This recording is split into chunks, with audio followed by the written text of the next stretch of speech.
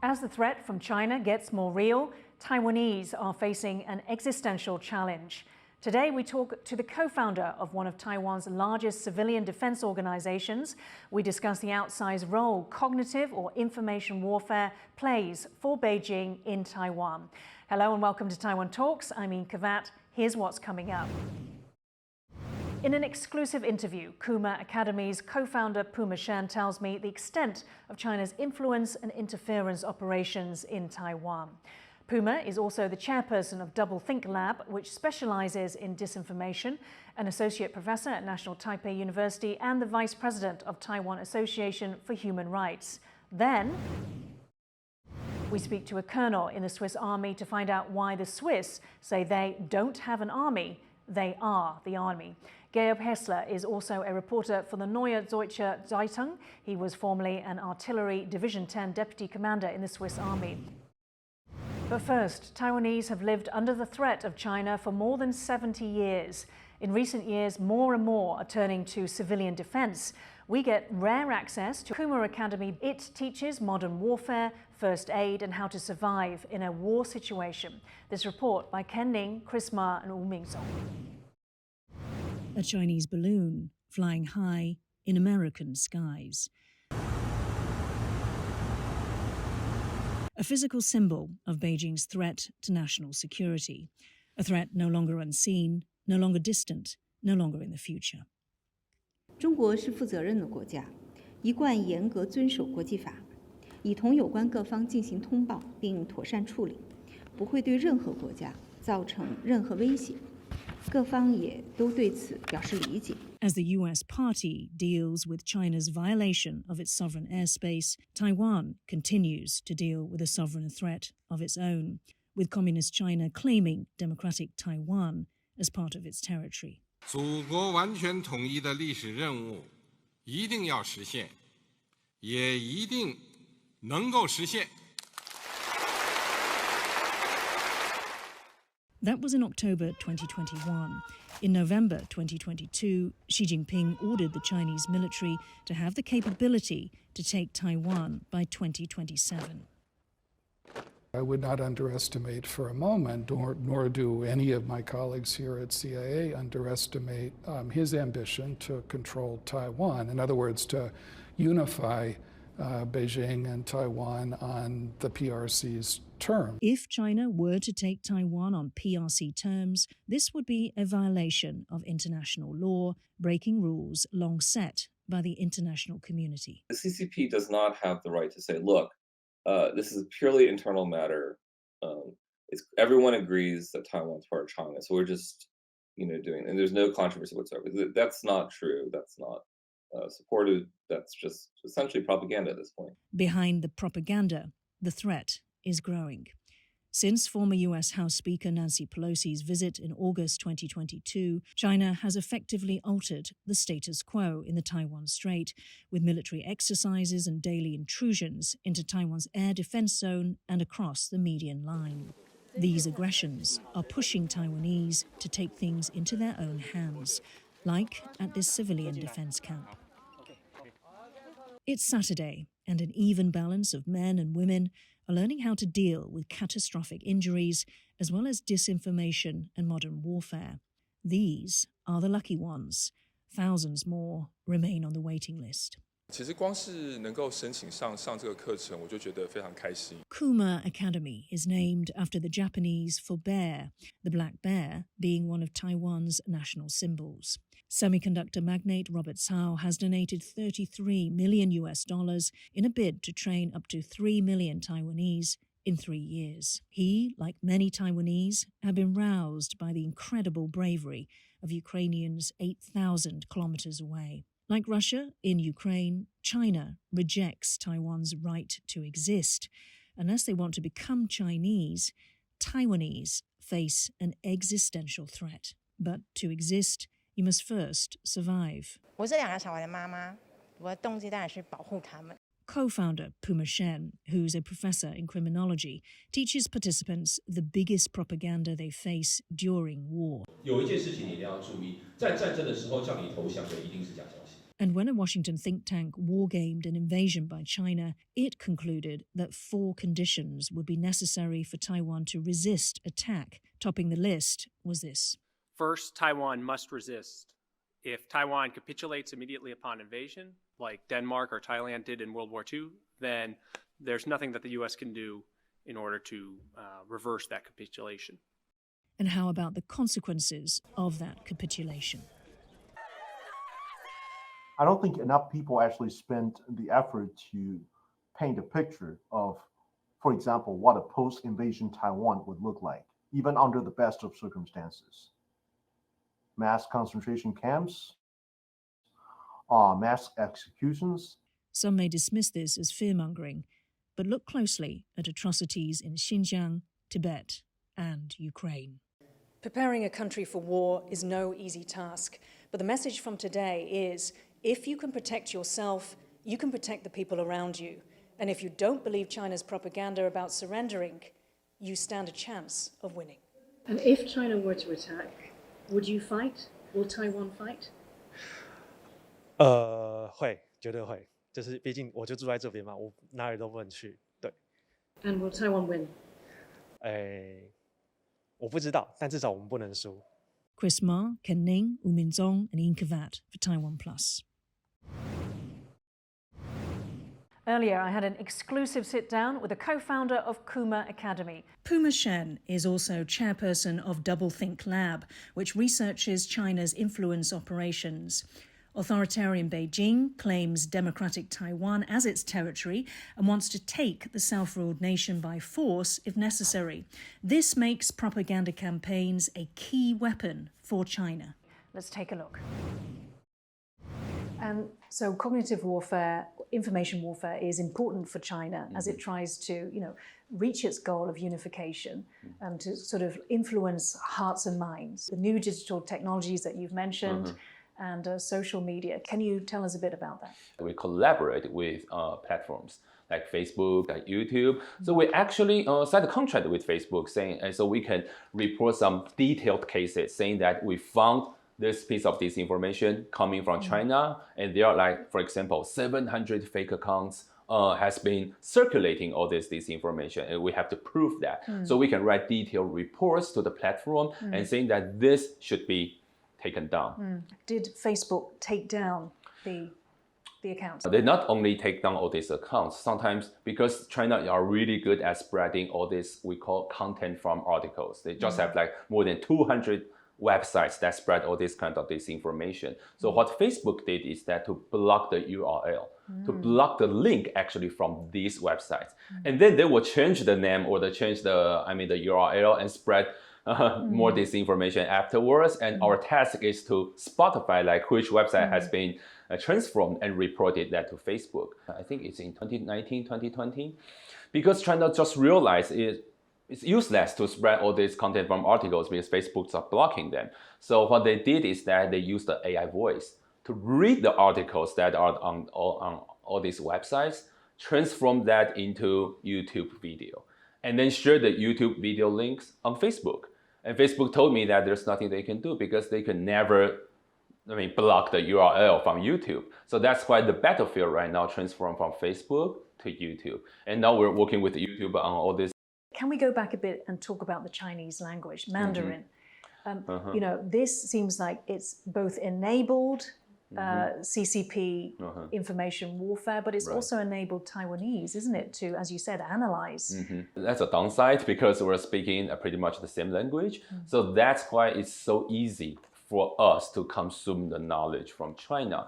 And they also make sure that we're used to consume the knowledge coming from China. So even we don't really use like simplified Chinese, but they're using all these kind of tools, especially TikTok, for people, getting used to this kind of language, get used to what they said, get used to their culture, used to the language they're using. So whenever they want to spread any information or ideology through these channels, you're getting used to it. Tell me a bit more about the sophistication and the scale of what the CCP is doing. You mentioned, that as quickly as a URL is blocked, then they will create more? Do you have any statistics on how quick do they do this? How many people are working for them?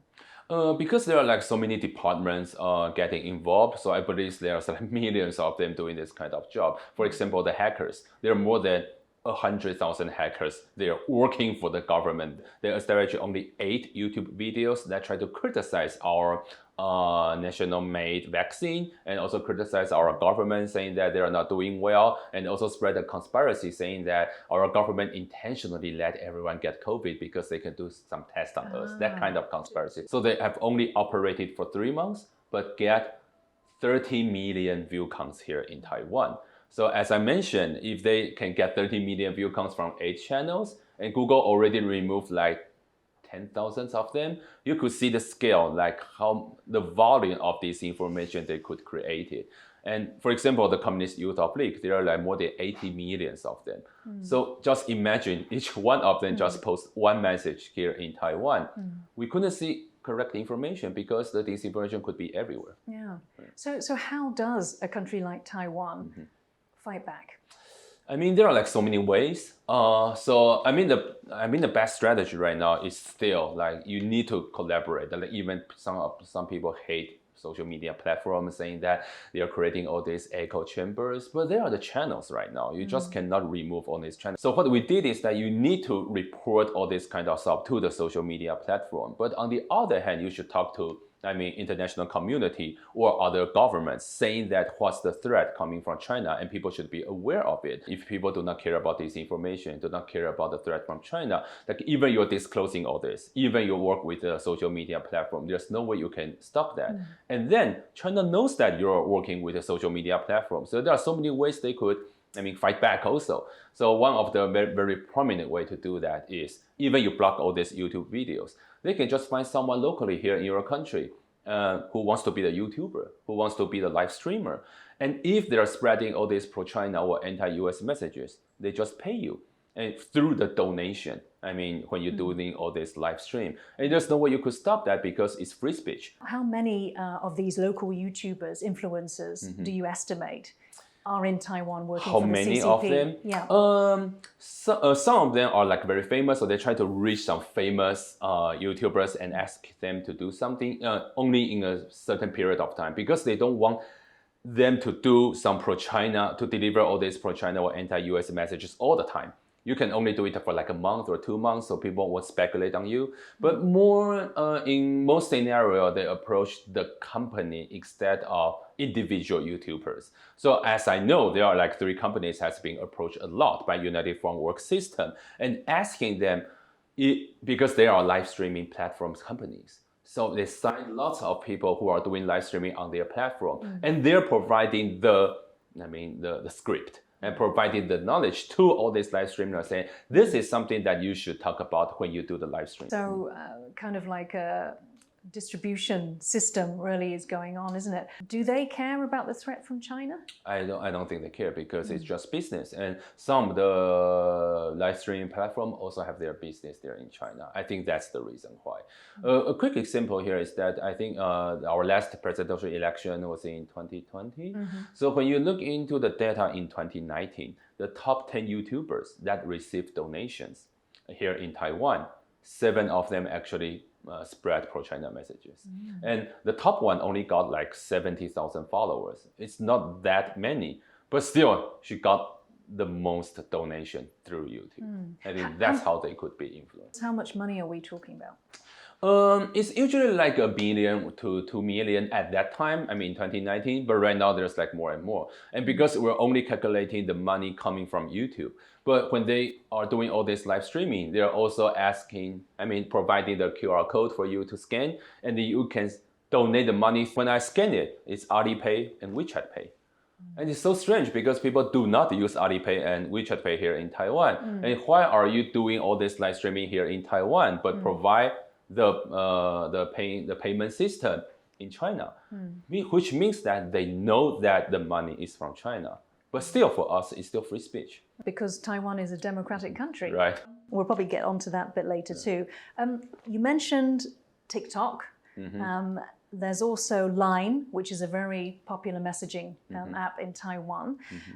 Tell us a bit about what makes these applications, so powerful for China in their information war. And can you reflect a little bit on traditional media? So we've now shifted, I understand, to this social media platforms away from the so-called red media, which is the media that have been bought by Chinese companies or Chinese government in Taiwan.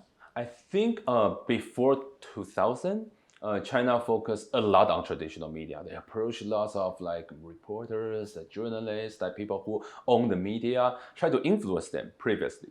But after 2014, as I said, they focus more and more on social media. But it doesn't mean that they abandoned the approach of the so-called red media. They still want that be very influential.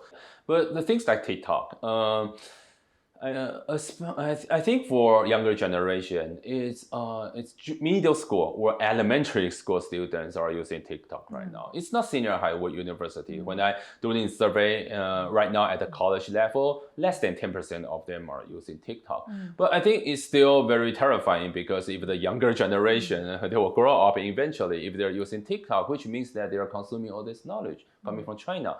And even most of them are entertainment. But because China, the government is actually behind TikTok, so they can alter the algorithm and then deliver the message that they want you to believe, that they want you to consume. So at the very beginning, even they are not manipulating the algorithm right now. But when everyone are so used to TikTok, they can alter that algorithm like suddenly when the war happens. So they're like biding their time, which the Chinese are very good at. They've got that long view.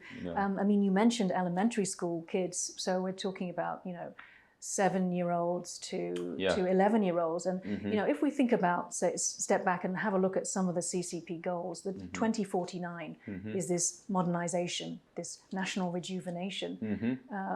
And then that is 20-something years in the future. So these are exactly the Taiwanese that the CCP want to target now. And it's within the textbook. They say that we want to target younger generation here in Taiwan. It's in the textbook. That's something they want to do. And also like Mao Zedong used to say, I don't know how to say that in English, but they say, if you want to influence someone, you have to 从娃娃抓起. It means that you have to start it from the babies. That's a very CCP ideology. Can you tell us about how the CCP is using the AI? They could use AI, but I mean, long time ago, because there are like so many cyber armies on their side, so they can just use real people to write articles and disseminate all this kind of stuff to Taiwan. Oh, so they've got the manpower. And they're also using prisoners. They're using prisoners to spread articles. Actually, they could work like in front of the computer, and then you can get some probation after that. So they got enough people to produce this kind of knowledge. But I mean, there are like several times we spot that they are using AI, especially from the content from articles. So they're using AI to generate the articles, but they still have the editor to edit afterwards.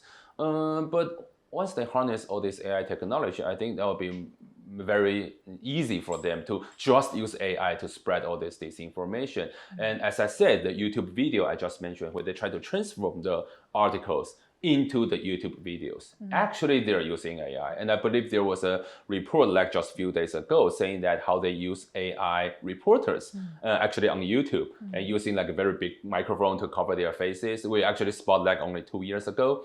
And how to spread all this disinformation by using AI technology, so they could upload it more than 500 or 1,000 videos like that per day. And now let's go to the diaspora. Again, it's the use of the language, the Chinese language. Tell me how Chinese disinformation has spread, especially in Southeast Asia.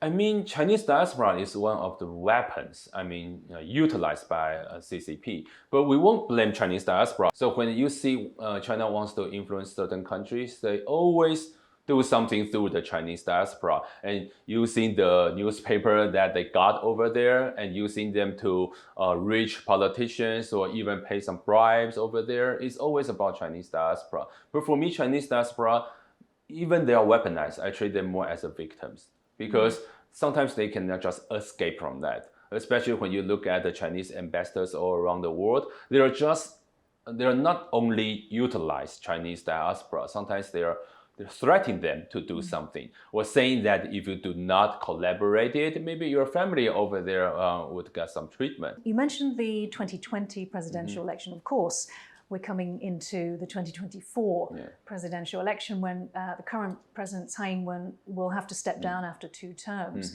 So what sort of opportunity does this present to the CCP, and are you seeing anything?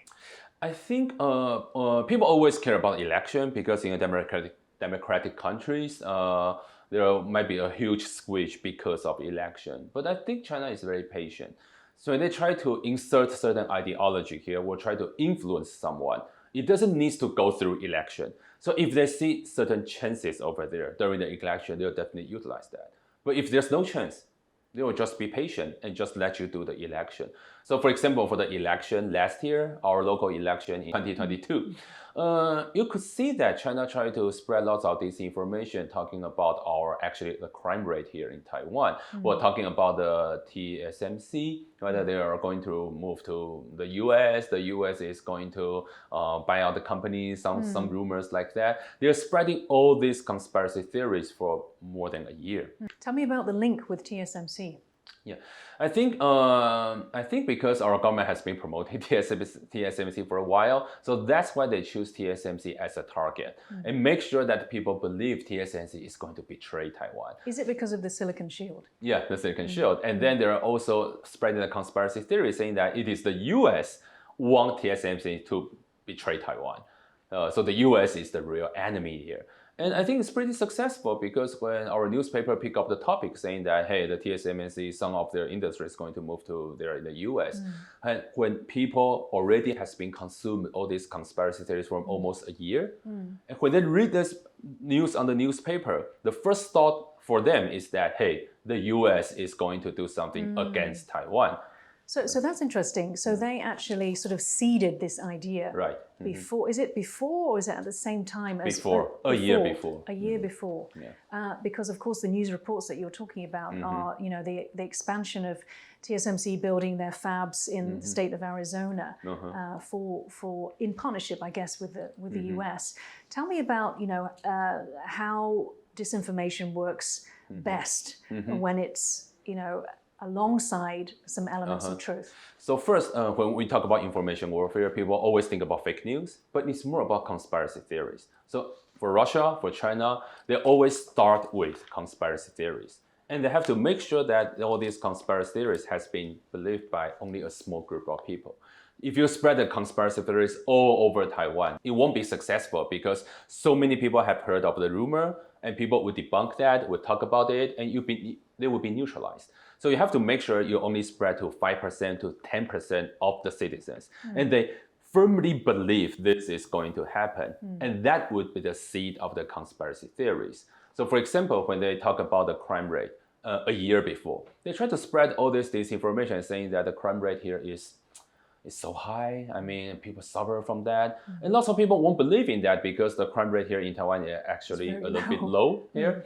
But whenever there's any news saying that, hey, there's a crime over here in Taipei City, there's another one in New Taipei City, that will strengthen the rumor, the conspiracy theory saying that, hey, maybe our crime rate is getting higher and higher right now. And right now, there are like almost, I would say, 20% of them saying that the DTP is just the mafia.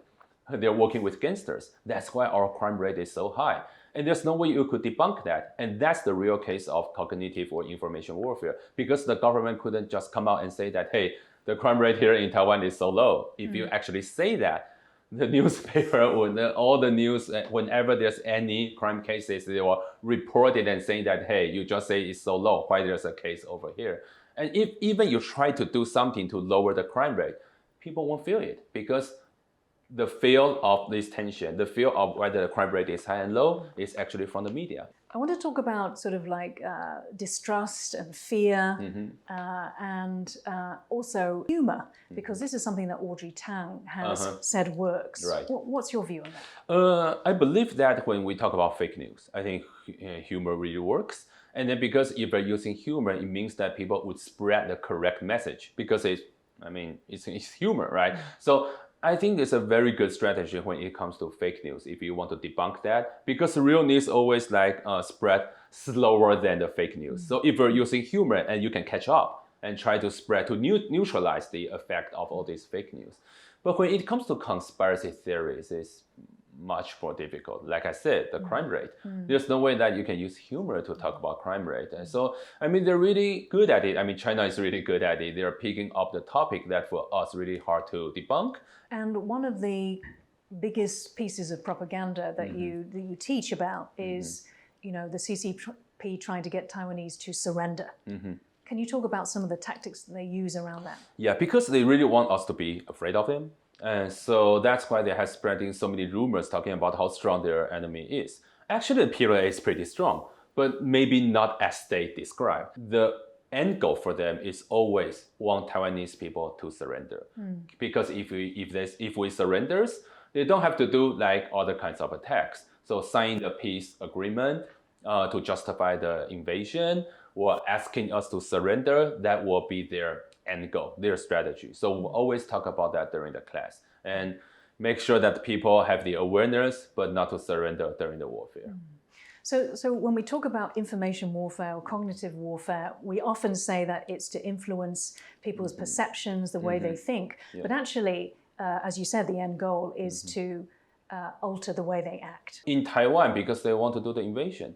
So it's all about how strong the China is, how lousy other country is. So you don't believe in Western countries, and you certainly want to believe in China, but also understand their threat. So in that kind of psychological atmosphere, under that circumstance, you would feel that you should surrender during the warfare. And there are so many people are pro-China here in Taiwan. They're also promoting the same ideology. So that's why this kind of ideology could be like amplified so quickly here in Taiwan. Can you tell me about, you know, the demand that you have for Kuma Academy, and also reflect on possibly this is disinformation, that Taiwanese would not defend their own country? Yeah, I won't be too optimistic on that but I won't be too pessimistic also, because when you look at the survey before the Ukraine warfare on Ukraine citizens, actually, the percentage that the one who wants to defend their country is actually lower than the percentage we got here in Taiwan. So I think it really depends on the condition. And also, it depends on the survey question. So what we should do is that not just only looking into all the survey results, it's more about how can we build up resilience. And also, we want people to actually believe, even without any country's help, we could still defend ourselves. And I believe that the demand, it looks really high for Kuma Academy, but I'm not that optimistic because we only have limited lecturers. So that's why we couldn't offer lots of courses for people who wants to attend. So it looks like everyone is registering, always like register within the minute or like 5 minutes. But still, I think, I guess, it's a roughly guess, but like 200 to 300,000 people are very, very willing to take these kind of courses. But I think after that, it would be a challenging moment for us. If all these people has been, trained by us and attend all these courses, there are still lots of citizens, they are apolitical, or they don't really care about this issue, don't care about the threat from China. There's a disinterest. Or is it a fear that, as you said, we're isolated? Is it a mixture of two? Or according to the survey conducted by Academic Syndicat, actually, it's more about apolitical. It's more about don't care about this issue, only care about their lives, and doesn't get enough information from the media and thinking about the threat that posing to us. They used to feel the threat, I think, during the 2020 presidential election because of the social movement over there in Hong Kong. But people are very, I won't say short-sighted, but short memory. So if you're asking them right now, people just don't feel the threat, even it is on the news. So I believe some of the survey provided by Academic Syndicat, even they ask people, if the missiles or the airplanes comes in more and more often, would you feel like much more afraid? I think like only 30% of them think that that might be the case that we should be afraid of. But almost 50% of them saying that I don't think there's any difference from that situation to the situation right now. So you mentioned Ukraine, and you mentioned there had been a change. From your perspective, what do you think Taiwan can learn in terms of the information warfare? I think for the information warfare, first is that there's one thing needs to be noticed is that Russia tried to initiate the information operation, information warfare against other 42 countries 4 months before the war happened. Which means that if China wants to initiate this kind of warfare against Taiwan, we should be aware of which country they have been targeted, because they want the media warfare, they want the momentum to be changed, not just here in Taiwan, but also in other maybe 30 or 40 countries. So we should monitor the information, especially in Chinese language, in other countries to make sure if we see any topic change or the volume change in other countries. It might mean that China is going to do something against Taiwan. I think that's something we could learn from the Ukraine warfare. And the other thing is that Ukraine is really good at collaborating with other countries, especially Poland. So there are lots of organizations from Poland actually provide the cyber army and also the websites for people in Ukraine to upload it to certain websites and show what's the real images of the war right now happening around your neighborhood. So if you can access the websites and if you click on your neighborhood, you will definitely know what happened around here. And if you receive any messages that does not align with the message you saw on the websites, it means that they're fake news. So you don't need to debunk the fake news like piece by piece. You just provide them what's the correct information. It's just like during the COVID-19, every afternoon at 2 o'clock, our government will provide some correct information. We need that kind of system also during the warfare. Right. And so should we be setting that up now? Definitely. You need someone you need a verified system. So people who could upload the video or the images should be verified. And the way to verify them is first, I know in Ukraine, the way they verify is that they're using the app. Originally, that you use that app to report your tax. So it means that you're actually the citizen here. So if you're not, and then you could not upload all these images and videos. And every time when you upload one fake, like videos or images, you'll be blocked. And then you also need a group of people that can verify all this. You cannot just use the AI technology. You need real people to see whether this is a real picture or real videos. And then, but because in Ukraine, they starting from 2015, they actually have groups of people, more than 100,000 of them doing this kind of stuff. We should establish all these, we should unify these experts, I think right now. And they should practice like every month to debunk or like to see what kind of images or videos coming from China, this kind of stuff. And they would be the one who could verify these messages during the warfare. And in 5 minutes, in 10 minutes, all real messages could be online. Tell me about the collaboration, A, with other countries, and B, with the Taiwanese government. We believe that the command still needs to be coming from the government, not from us. So that's why we need to sync more with the departments of interior, the fire department, the police department, because they are the one who would do the command and ask all these experts, hey, you should do this, you should do that. And we need that kind of system right now. For every district, there should be like a volunteer center. For people who already got all this kind of training, they could gather like every month or like even every 2 weeks to talk with each other, know each other. They would be the force that could defend our district all around Taiwan. And that's the system we should establish. You are talking with government. You know, how do they respond to this advice? I think the departments of interior, we got very positive feedback from them. So we're actually talking with police department and fire department right now. We sync the knowledge and we make sure that what they're going to deliver to the citizen actually are also delivered by us. There's no conflict between on the government side and on Kuma Academy side. It's a little bit difficult to communicate with a defense department because I think they have their own thinking. But I think along the way, I think we can reach some consensus that what should the military do? What should we do? And how can we help the military during the warfare? Because we're friends, right? I mean, we're all Taiwanese. If you fight the warfare, we should back you up. And what should we do? We should talk more with the defense department. And actually, the majority of the civil defense should be students. So the Ministry of Education would be very important in this case. Is Taiwan going fast enough? Not really. I think for the case there in Ukraine, and they still think that they are not well prepared for this warfare, even for the territorial defense. So for us, I don't think we have enough time. But still, I mean, even we don't have enough time, we still need to do that, right? And when people ask me when do we have the warfare? I always tell them it might be tomorrow. So we need that kind of mindset to prepare for the warfare. And Kuma Academy does have a target which was set by Robert Cao, one of your donors. Right. And he would like to see up to 3 million Taiwanese trained over a few years. How are you going with that sort of target? I hear that so far there have been 1,000 people who've come through the Kuma Academy in a few months, or is it 6 months?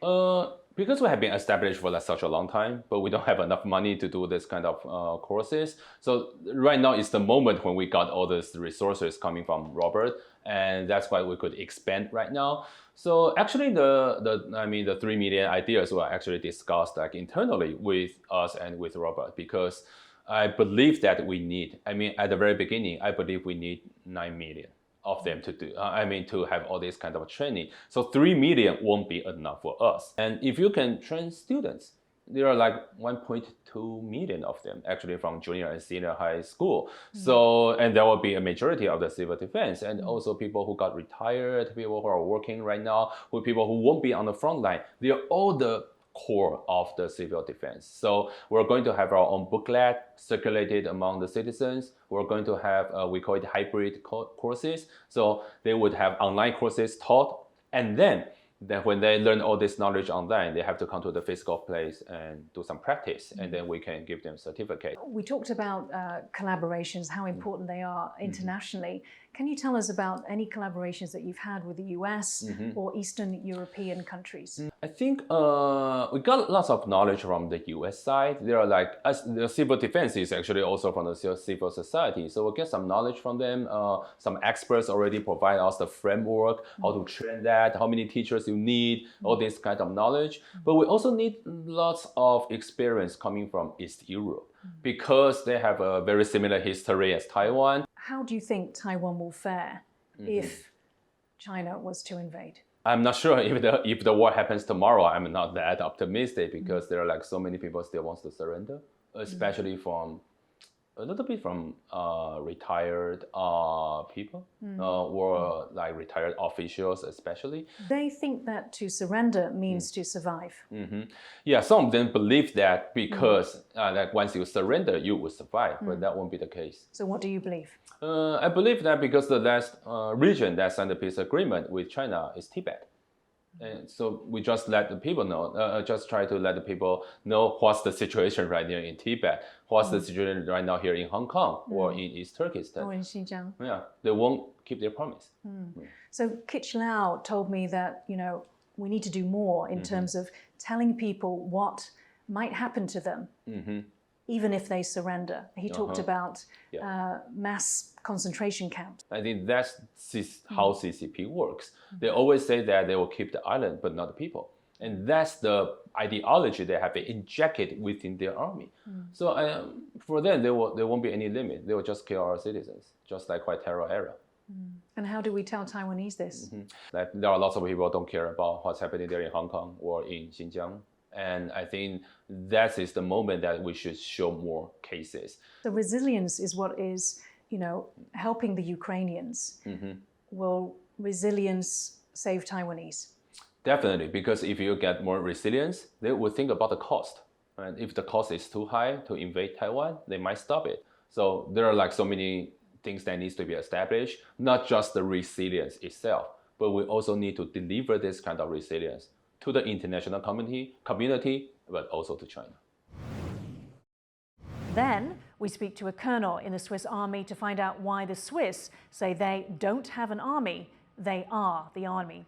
Georg Häsler is also a reporter for the Neue Zürcher Zeitung. He was formerly an Artillery Division 10 deputy commander in the Swiss army.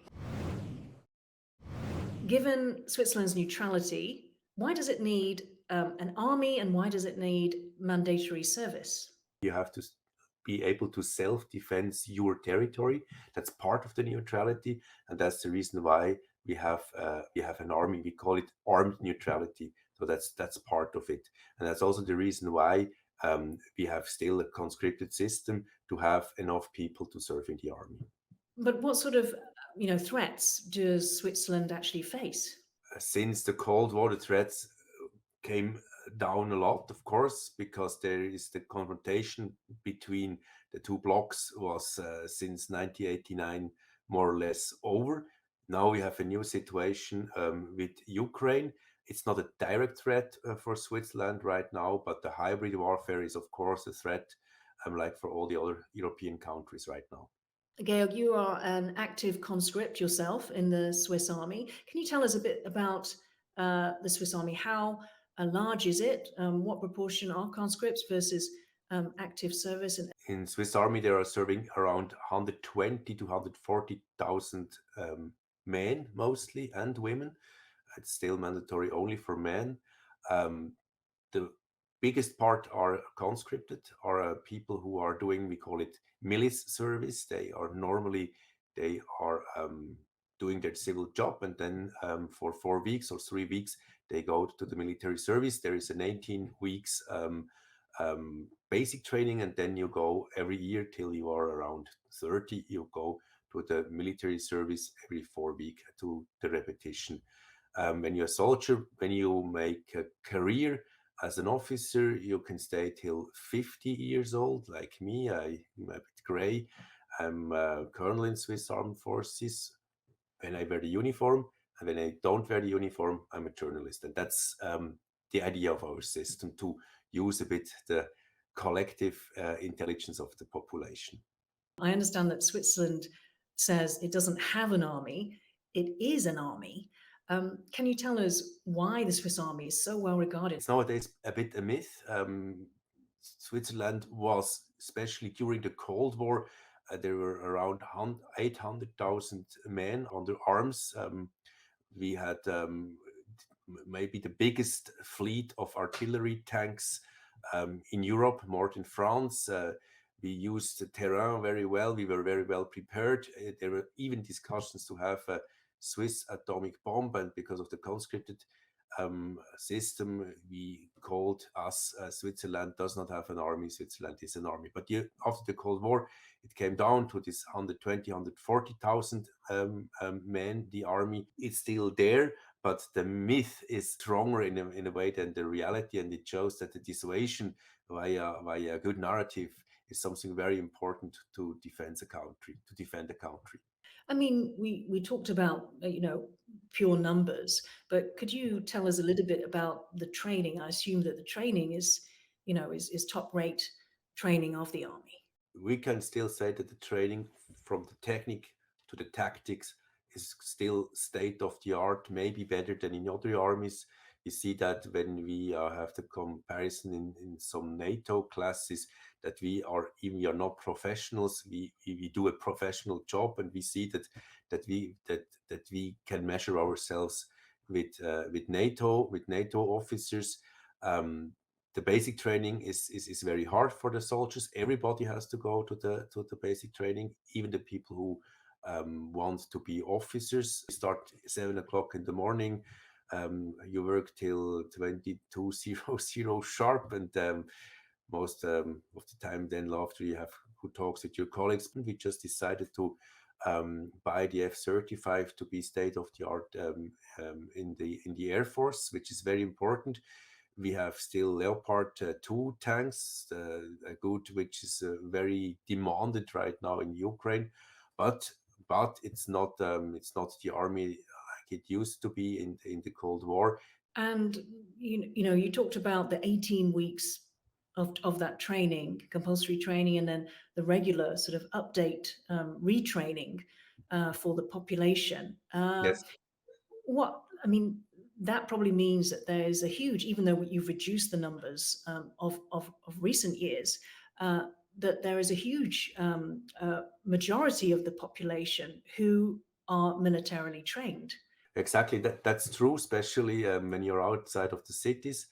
The soldiers have also their weapon at home. That's also a specialty in Switzerland, not with the ammunition, but the gun, it's at home, and you can keep it also after the military service. And it's interesting that there are more or less no incidents with these weapons. In Taiwan, we've just extended conscription from just 4 months to a year it will be. And that was a hard political decision.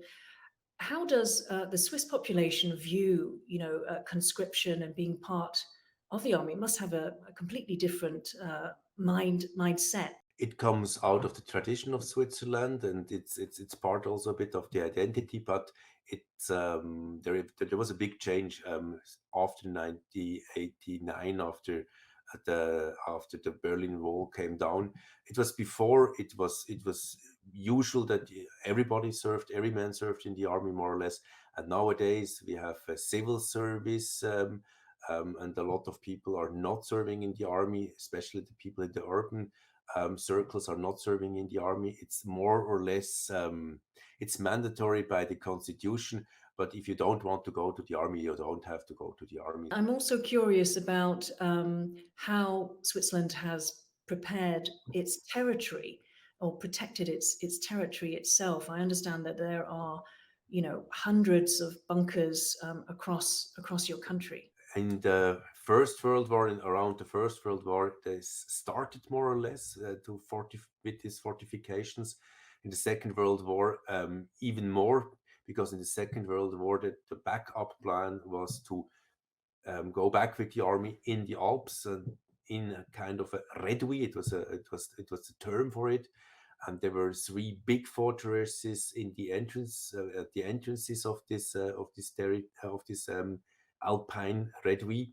In the Cold War, when the preparation was enlarged in a way, the idea was also to defend the country from the borders. So everywhere where a potential enemy has to pass a valley or a river or a bridge, there is, for example, a little fortress with prepared artillery positions to have fire to shoot on a possible enemy.